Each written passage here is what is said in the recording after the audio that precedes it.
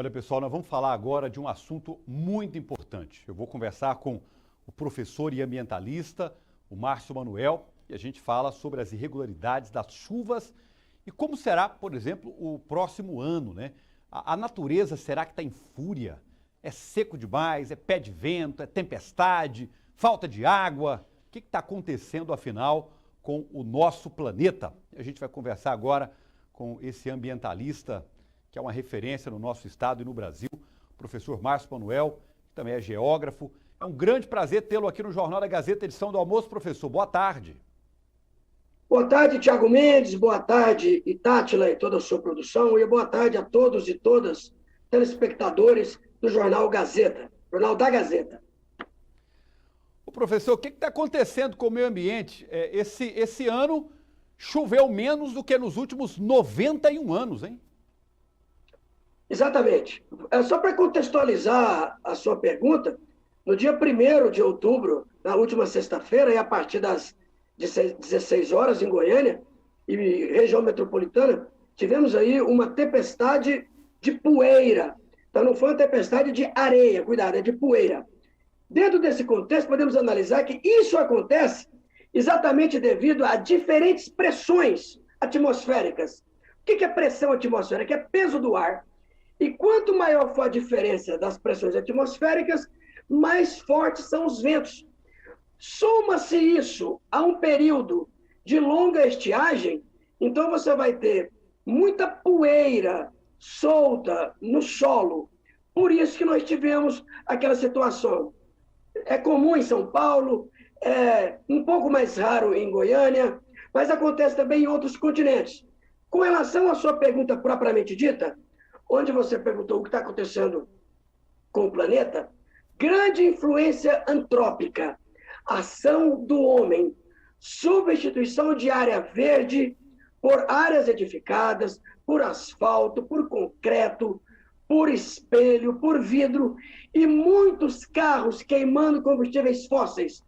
Isso faz com que nós influenciemos no fluxo, no ciclo normal de chuvas, de estiagens, de temperaturas altas e temperaturas baixas. Com relação a como vai ser o ano que vem, vai depender da maneira que o mundo, que a população mundial, que a ação antrópica, ela vai se comportar a partir de agora. Só para você ter uma ideia, Tiago, nós tivemos o nível do Meia Ponte mais alto agora em 21 do que em 2017. Isso significa que a população conscientizou-se na bacia do Meia Ponte mais agora em 2021 do que for em 2017. Então, como que vai ser o ano que vem? Vai depender da maneira que nós vamos nos conduzirmos, gastando menos água, poluindo menos, emitindo menos gases tóxicos e desmatando bem menos.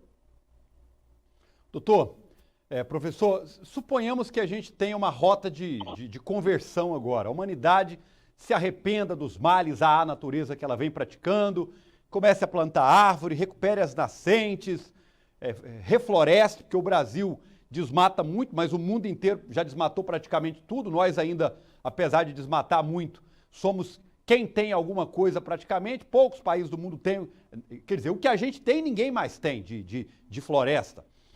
Se houver uma conversão total, a gente mudar os nossos hábitos e reflorestar, o planeta demora quanto tempo para poder retornar à sua normalidade?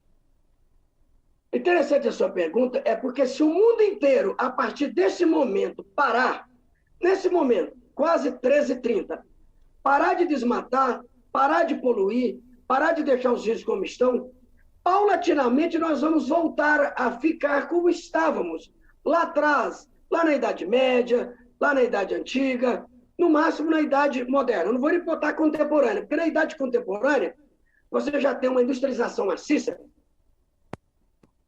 Em torno aí de meio século, 50 anos, nós teremos o planeta quase pronto como estivera outrora, como eu disse para você lá na Idade Média. Agora, para isso, tem que ter mudança de postura.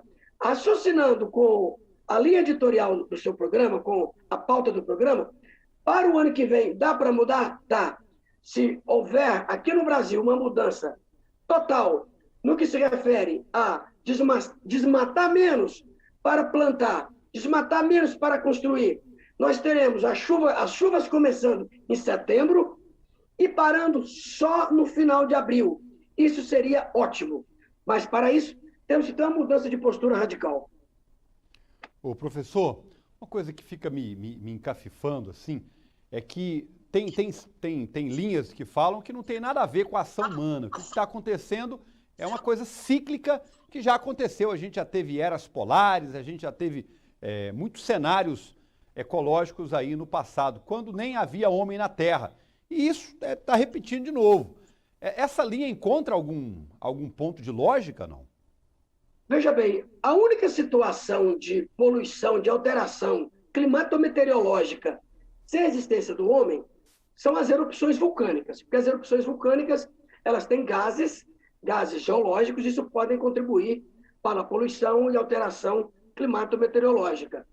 Eu não faço parte dessa linha, eu não faço parte desse segmento, eu não faço parte desse movimento. Eu faço parte de um movimento que acredita que a ação antrópica é a principal culpada por tudo que está acontecendo, pelo degelo das calotas polares, consequentemente pelo aumento do nível dos mares, o que vai contribuir para a inundação de áreas litorâneas, pelo aumento da temperatura por causa do desmatamento e emissão de gases tóxicos na atmosfera, e muitos gases, inclusive com queima de combustíveis fósseis de veículos. Então, eu faço parte desse segmento. Evidentemente que tanto o efeito estufa quanto o aquecimento global também tem participações naturais. Eu disse tem participação, mas não é tão importante. A mais importante é a ação antrópica, de maneira decisiva. A gente bateu recorde de queimadas no Cerrado esse ano, está ainda tendo queimada. Professor, qual é, afinal, o futuro do Cerrado? Eu sei que o Cerrado não é só em Goiás, mas eu acho que a maior parte do Cerrado está aqui no estado de Goiás ou no Centro-Oeste, né? Qual é o futuro do Cerrado? É virar deserto?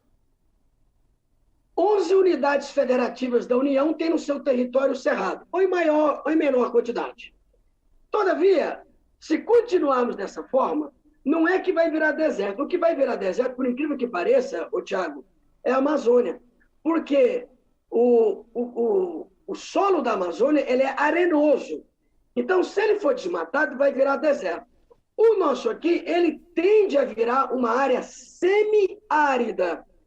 É claro, se nós continuarmos com esse movimento, com essa velocidade de desmatamento, em principalmente 3 biomas, floresta amazônica, que é a latifoleada, cerrado, e também na área do Pantanal, então nós teremos sim uma área, se não desértica, repito, porque o solo não é arenoso, totalmente arenoso, o solo totalmente arenoso é na Amazônia, mas teremos uma região semiárida, tal qual é o sertão nordestino.